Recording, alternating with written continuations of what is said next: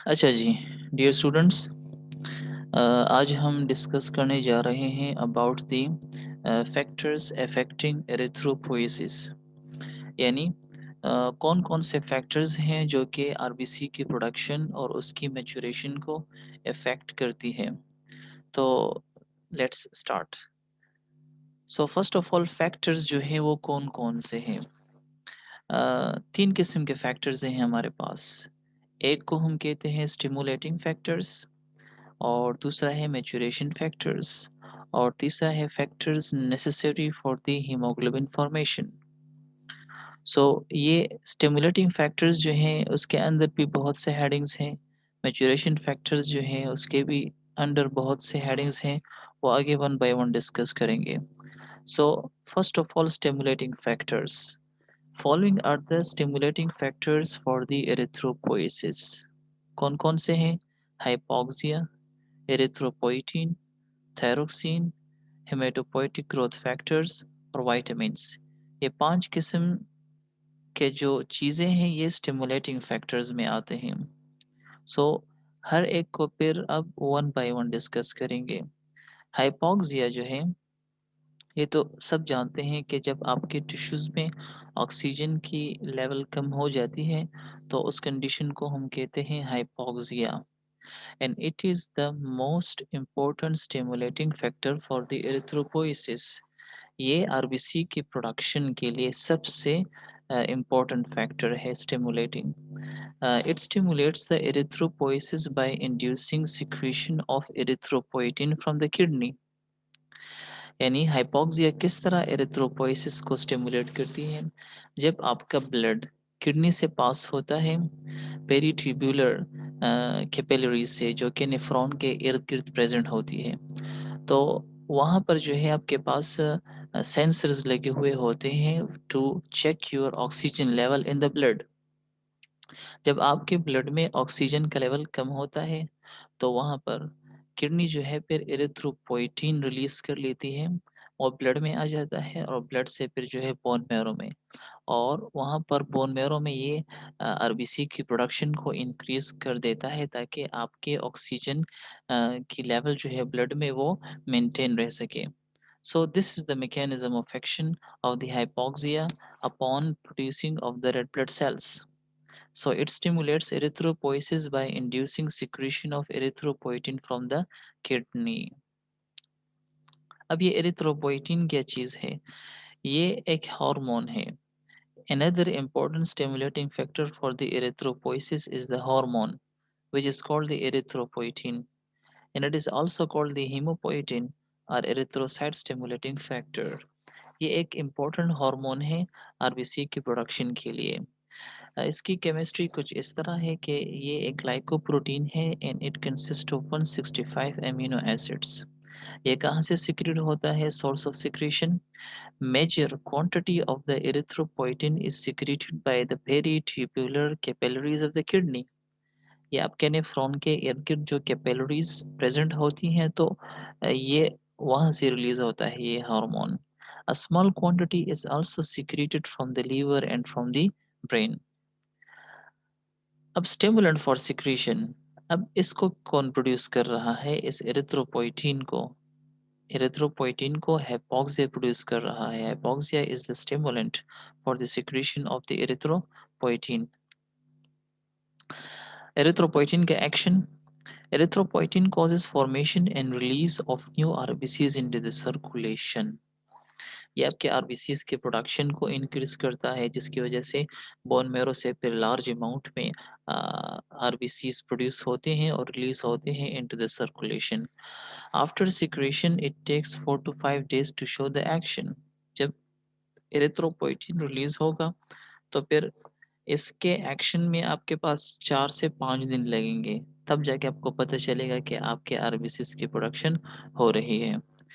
अब ये एरिथ्रोपोइटिन जो है कौन-कौन से प्रोसेसेस को प्रमोट करता है बोन मैरो में, जब बोन मैरो में ये आता है।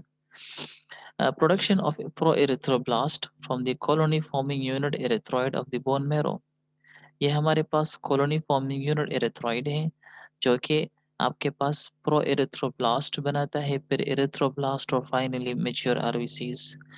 सो इन कॉलोनी फॉर्मिंग यूनिट एरिथ्रॉइड से प्रो एरिथ्रोब्लास्ट बनाना, ये भी जो है एरिथ्रोपोइटीन का काम है। दूसरा जो है development of the pro erythroblast into mature RBCs through the several stages as mentioned earlier. फिर प्रो एरिथ्रोब्लास्ट से अर्ली नॉर्मोब्लास्ट, फिर इंटरमीडिएट, फिर लेट, फिर रेटिकुलोसाइट्स, फिर आरबीसीज, ये सारा काम भी जो है डेवलपमेंट का है, और ये डेवलपमेंट कौन करता है? एरिथ्रोपोइटीन करता है। और ये सारे प्रोसेसेस जो है ये हम एरिथ्रोपोइसिस के हेडिंग में कवर कर चुके हैं। सेकंड थर्ड जो स्टिमुलेटिंग फैक्टर है वो थायरोक्सिन है, and it is also a hormone. इसके और भी बहुत से फंक्शंस हैं, मेटाबॉलिक फंक्शंस हैं। Thyroxine also accelerates the process of erythropoiesis. तो यही वजह है कि आपको हाइपरथायराइडिज्म और पॉलीसाइथेमिया दोनों कॉम्बिनेशन में मिलेंगे। क्या मतलब है? हाइपरथायराइडिज्म का मतलब है जब आपका थायरोक्सिन लेवल ज़्यादा हो जाता है ब्लड में, और पॉलीसाइथेमिया किसे कहते हैं? Increase level of RBC in the circulation. तो अब देख ले दोनों का कॉम्बिनेशन, जब थायरोक्सिन बढ़ता है तो आपके आरबीसीज भी बढ़ते हैं। तो क्या मतलब है? इसका मतलब ये है कि यही टायरोक्सिन जो है ये आपके एरिथ्रोपोइसिस को भी इफ़ेक्ट करती है, आपके आरबीसीज़ की प्रोडक्शन को इंक्रीज़ करती है, जिसकी वजह से आपके ब्लड में आरबीसीज़ का लेवल ज़्यादा हो जाता है। और जब आरबीसीज़ नॉर्मल से ज़्यादा हो जाते हैं, तो इस कंडीशन को हम कहते हैं पॉलीसाइथीमिया। सो टायरोक्सिन जो है ये भी एक स्टिमुलेटिंग फैक्टर है फॉर द एरिथ्रोपोइसिस। अब ग्रोथ फैक्टर्स की बात आती है। इसको हम ग्रोथ इंड्यूसर्स भी कहते हैं। हमारे पास 2 किस्म के ग्रोथ फैक्टर्स हैं, एक इंटरल्यूकिन्स हैं और दूसरा स्टेम सेल फैक्टर्स हैं। जनरली जो है इन दोनों का काम क्या है? These factors induce the proliferation of PHC HCs, यानी प्लूरिपोटेंट हेमाटोपोइटिक स्टेम सेल्स जो हैं, ये दोनों इनकी प्रोलाइफरेशन करते हैं। पोली प्लूरिपोटेंट हेमाटोपोइटिक स्टेम सेल्स। तो ये कौन से सेल्स होते हैं? ये हम डिस्कस कर चुके हैं कि ये ऐसे स्टेम सेल्स होते हैं जो कि हर किस्म के सेल्स को प्रोड्यूस कर सकते हैं। फिर बाद में जो है बोन मैरो में इनसे माइलॉइड स्टेम सेल्स बनते हैं, लिम्फोइड स्टेम सेल्स बनते हैं। फिर माइलॉइड से जो है आरबीसीज बनते हैं, डब्ल्यूबीसीज बनते हैं और प्लेटलेट्स बनते हैं। ये हम डिटेल में कवर कर चुके हैं। तो इन पीएचसीज़ की प्रोलाइफरेशन को कौन इंड्यूस करता है? इंटरल्यूकिन्स और स्टेम सेल फैक्टर्स जो हैं। प्रोलाइफरेशन हम कहते हैं increase division, increase in the number. Interleukins जो एरिथ्रोपोइसिस में इन्वॉल्व हैं वो इंटरल्यूकिन 3 है, जो कि टी सेल्स प्रोड्यूस करता है। इंटरल्यूकिन 6 है जो कि टी सेल्स, एंडोथेलियल सेल्स और मैक्रोफेजेस प्रोड्यूस करते हैं। और इंटरल्यूकिन 11 है which is secreted by the osteoblast.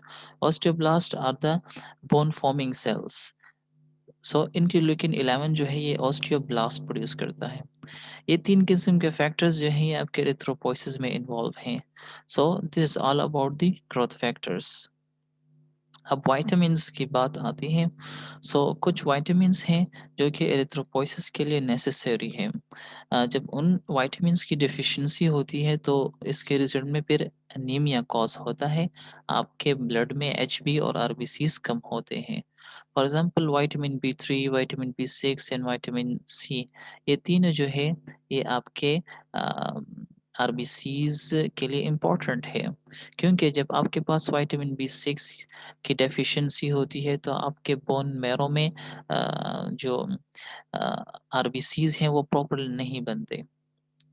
Vitamin C जो है जब आपको डेफिशिएंसी होती है विटामिन सी की, तो आपको स्कर्वी का प्रॉब्लम होता है, आपसे ब्लीडिंग होती है, ब्लीडिंग की वजह से आपको फिर एनीमिया कॉज़ होता है।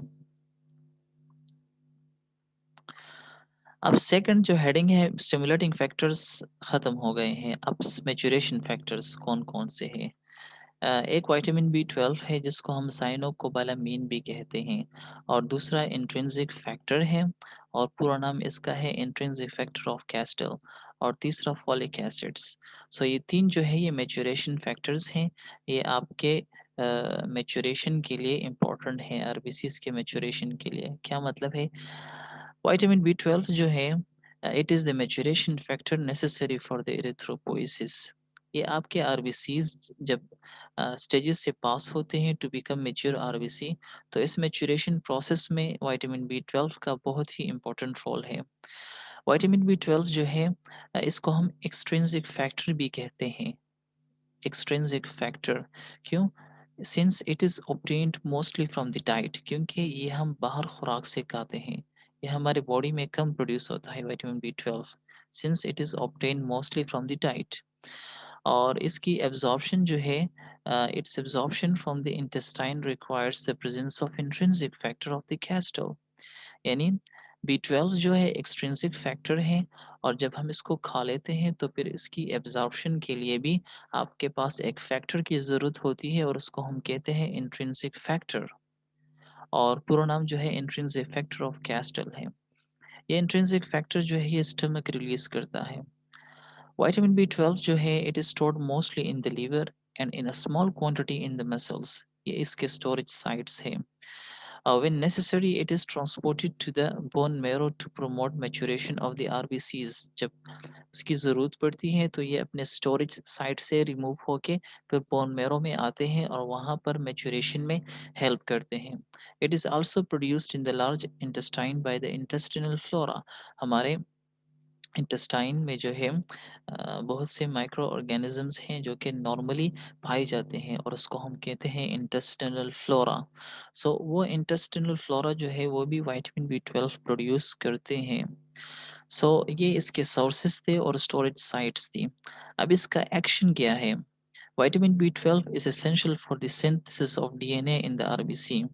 इस चीज़ के लिए इम्पोर्टेंट है, डीएनए की सिंथेसिस के लिए और डीएनए की फॉर्मेशन के लिए। जब बी 12 नहीं बनता, सॉरी, जब बी 12 आपके पास नहीं होता, उसकी डेफिशिएंसी होती है, तो आपके आरबीसीज में जो है न्यूक्लियस के अंदर जो अर्ली प्रिकर्सर्स ऑफ आरबीसीज हैं, तो उनके न्यूक्लियस के अंदर डीएनए की सिंथेसिस और मैच्योरेशन नहीं होती, जिसकी वजह से आपका न्यूक्लियस इमैच्योर रह जाता है। सो ये प्रॉब्लम है। जब आपके पास न्यूक्लियस इमैच्योर रहता है, तो वही जो अर्ली प्रिकर्सर्स आरबीसीज हैं वो बोन मैरो में इसकी डिस्ट्रक्शन हो जाती है, जिसकी वजह से आपके फिर मैच्योर आरबीसीज नहीं बनते। फॉर एग्जांपल, अगर एक प्रो एरिथ्रोब्लास्ट है या अर्ली या इंटरमीडिएट या लेट नॉर्मोब्लास्ट है, और इसकी डीएनए जो है वो इमैच्योर है और प्रॉपर मैच्योरेशन इसकी नहीं हुई है ड्यू टू बी 12 डेफिशिएंसी, तो फिर वही जो अर्ली प्रिकर्सर्स ऑफ आरबीसीज हैं, तो फिर उनकी डिस्ट्रक्शन होती है, जिसकी वजह से आपके पास फिर मैच्योर आरबीसीज नहीं बनते और अनीमिया कॉज होता है। जब आपकी बोन मैरो में डिस्ट्रक्शन होती है, आरबीसीज के जो प्रिकर्सर्स हैं इनकी जब डिस्ट्रक्शन होती है बोन मैरो में, तो इस किस्म की कंडीशन को हम कहते हैं इनइफेक्टिव एरिथ्रोपोइसिस। क्या चीज? Ineffective erythropoiesis. अब डेफिशिएंसी क्या है? Deficiency of vitamin B 12 causes pernicious anaemia. B 12 की जब डेफिशिएंसी होती है तो आपके पास जो है फिर पर्निशियस एनीमिया कॉज होता है और मेगेलोब्लास्टिक एनीमिया कॉज होता है। दो किस्म के प्रॉब्लम्स हैं, पर्निशियस एनीमिया और megaloblastic anaemia. So vitamin B 12 can also be called as anti pernicious factor. Anti pernicious factor इस तरह है कि क्लासिकली तो पर्निशियस एनीमिया की जो कॉज है वो इंट्रिंसिक फैक्टर है। जब इंट्रिंसिक फैक्टर प्रोड्यूस नहीं होते, तो आपके पास बी 12 की एब्जॉर्प्शन नहीं होती, जिसकी वजह से आपके पास फिर अनीमिया कॉज होता है और उसको हम पर्निशियस एनीमिया कहते हैं। लेकिन जब बी 12 की डिफिशियंसी होती है और इंट्रिंसिक फैक्टर नॉर्मल होता है, तब भी आपके पास बी 12 एब्जॉर्ब नहीं होता प्रॉपरली, जिसकी वजह से भी फिर फाइनली एनीमिया कॉज होता है और उसको फिर हम कहते हैं मेगलोब्लास्टिक एनीमिया।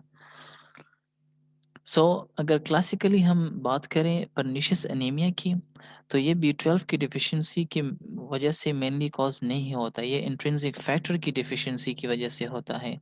अगर हम प्रॉपर्ली डाइट में विटामिन बी 12 ले भी रहे हैं, लेकिन अ, हमारे स्टमक से इंट्रिंसिक फैक्टर रिलीज़ नहीं हो रहा, तो ये इंट्रिंसिक फैक्टर जो है ये एब्ज़ॉर्प्शन के लिए इम्पोर्टेंट है, क्योंकि ये इंट्रिंसिक फैक्टर बी 12 के साथ कंबाइन होके फिर उसको एब्ज़ॉर्ब कर लेते हैं इनटू द सर्कुलेशन। तो अब अगर इंट्रिंसिक फैक्टर नहीं है, तो बी 12 की एब्ज़ॉर्प्शन किस तरह होगी? So classically pernicious anemia जो है it is due to deficiency of intrinsic factor which is required for the absorption of B12, और megaloblastic anemia जो है it is due to the deficiency of vitamin B12. So anti pernicious factor जो है ये आपके पास intrinsic factor है classically. अब ये इंट्रिंसिक फैक्टर क्या भला है?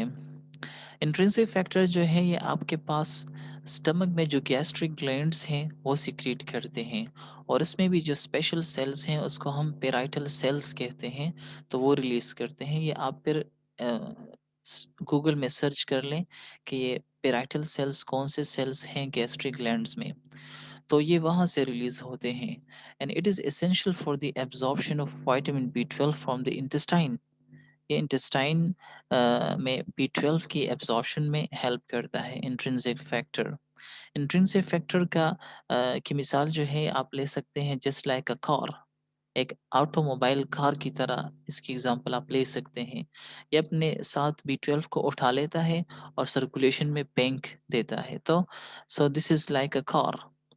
In the absence of intrinsic factor, B 12 is not absorbed from the intestine, and this leads to pernicious anemia. ये हम डिस्कस कर चुके हैं। जब इंट्रिंसिक फैक्टर की डेफिशिएंसी होती है, तो फिर बी 12 एब्जॉर्ब नहीं होता, और बी 12 की डेफिशिएंसी की वजह से जो एनीमिया कॉज होता है उसको हम कहते हैं पर्निशियस एनीमिया। यानी इंट्रिंसिक फैक्टर की डेफिशिएंसी की वजह से बी 12 की डेफिशिएंसी, और बी 12 की डेफिशिएंसी फिर पर्निशियस एनीमिया और मेगालोब्लास्टिक एनीमिया। अब डेफिशिएंसी ऑफ इंट्रिंसिक फैक्टर क्यों होती है? एक तो जब आपके पास इन्फ्लेमेशन होती है स्टमक में, सीवियर गैस्ट्राइटिस होता है। दूसरा, अगर अल्सर है, कोई गैस्ट्रिक अल्सर है, या गैस्ट्रेक्टोमी पेशेंट ने की हुई है। Gastrectomy surgical removal of the stomach, partial or complete removal of the stomach is called gastrectomy. So इन सारी कंडीशंस में आपके पास ये गैस्ट्रिक ग्लैंड्स जो हैं इफ़ेक्ट होते हैं। तो गैस्ट्रिक ग्लैंड्स अगर इफ़ेक्ट हो जाएँ, तो इंट्रिंसिक फैक्टर कहाँ से आएगा? अब जो तीसरा मैच्योरेशन फैक्टर है फॉलिक एसिड का। अब ये फॉलिक एसिड और बी 12 दोनों का मैकेनिज़्म ऑफ एक्शन एक जैसा है। जिस तरह बी 12 डीएनए सिंथेसिस में जो है इम्पोर्टेंट है, इसी तरह फॉलिक एसिड जो है ये भी डीएनए सिंथेसिस में इम्पोर्टेंस रखता है। Folic acid is also required for the synthesis of the DNA. So अगर आपके पास बी 12 और फॉलिक एसिड इन दोनों में से एक भी डेफिशिएंट हो, तो आपके पास फिर मेगालोब्लास्टिक एनीमिया कॉज होता है। So in the absence of the folic acid, the synthesis of the DNA decreases, causing failure of maturation। आपका न्यूक्लियस मैच्योर नहीं होता आरबीसीज के प्रिकर्सर सेल्स में, and this leads to the anemia in which cells are larger and appear in the pro-erythroblastic stage। जो sales होते हैं वो pro erythroblastic stage में आपको मिलेंगे, और वो लार्जर भी होते हैं साइज में, और इस किस्म के एनीमिया को फिर हम कहते हैं मेगालोब्लास्टिक एनीमिया। मेगेलो का मतलब क्या है? लार्जर साइज, और इसमें आपके पास ब्लास्टिक स्टेज में आपको सेल्स मिलेंगे, क्योंकि फर्दर इसकी मैच्योरेशन फिर नहीं हो सकती। सो फॉलिक एसिड और बी 12 की डिफिशियंसी की वजह से आपके पास मेगेलोब्लास्टिक एनीमिया कॉज होता है। सो मैच्योरेशन फैक्टर्स थे। अब तीसरा जो हेडिंग है वो है factors which are necessary for the haemoglobin formation. यानी हमारे आरबीसीज में जो एचबी है, हीमोग्लोबिन है, इसके लिए भी कुछ फैक्टर्स चाहिए। Various materials are essentials for the formation of haemoglobin in the RBCs. RBCs में हीमोग्लोबिन की फॉर्मेशन के लिए भी आपके पास बहुत से सब्सटेंसेस रिक्वायर्ड हैं। अगर इन सब्सटेंसेस की डेफिशिएंसी होती है, तो आपके पास हीमोग्लोबिन प्रॉपर्ली नहीं बनता, और जिसकी वजह से आपके पास एनीमिया कॉज होता है। सो वो कौन-कौन से फैक्टर्स हैं? एक तो है first class proteins and amino acids. The proteins of high biological value are essential for the formation of haemoglobin, यानी प्रोटीन्स आपके लिए चाहिए for the formation of haemoglobin, क्योंकि हीमोग्लोबिन जो है ये 2 पार्ट्स पर मुश्तमिल होता है, एक हीम और दूसरा ग्लोबिन। ग्लोबिन प्रोटीन पार्ट है और हीम जो है ये आपके पास हेड पोर्शन है, इसमें आयरन रिक्वायर्ड होता है। सो इस ग्लोबिन पार्ट के लिए आपके पास अमीनो एसिड्स चाहिए। तो अमीनो एसिड्स आपको कहाँ से मिलेंगे? वो फर्स्ट क्लास प्रोटीन्स को यूज़ करने से। जब फर्स्ट क्लास प्रोटीन्स आप यूज़ करेंगे तो फिर उसकी डिग्रेडेशन होगी, अमीनो एसिड्स रिलीज़ होंगे और वो अमीनो एसिड्स आपके इस ग्लोबिन पार्ट को बनाने में हेल्प करेगी। So amino acids will derived from these proteins are required for the synthesis of the protein part of the hemoglobin, which is the globin. अभी आप खुद सर्च करेंगे, ये आपका असाइनमेंट हो गया है, खुद सर्च कर लें कि ये फर्स्ट क्लास प्रोटीन्स का क्या मतलब है और proteins of high biological value का क्या मतलब है। ये आपका एक क्वेश्चन है, इसका आंसर खुद आप फाइंड फाइंड आउट कर लें। ऐसी प्रॉपर असाइनमेंट नहीं है कि आपने मुझे सेंड करनी है, लेकिन ये आपका अपना सर्च है। दूसरा जो रिक्वायर्ड है वो है आयरन। आयरन जो है ये किस लिए इम्पोर्टेंट है? For the haem part of the haemoglobin. It iron is necessary for the formation of heme part of the hemoglobin.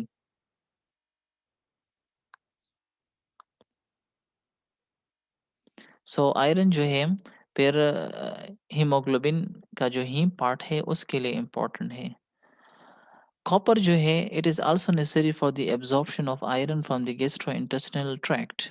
ये आयरन की एब्जॉर्प्शन के लिए इम्पोर्टेंट है कॉपर, क्योंकि आयरन जब एब्जॉर्ब नहीं होगा तो फिर किस तरह बॉडी में यूटिलाइज होगा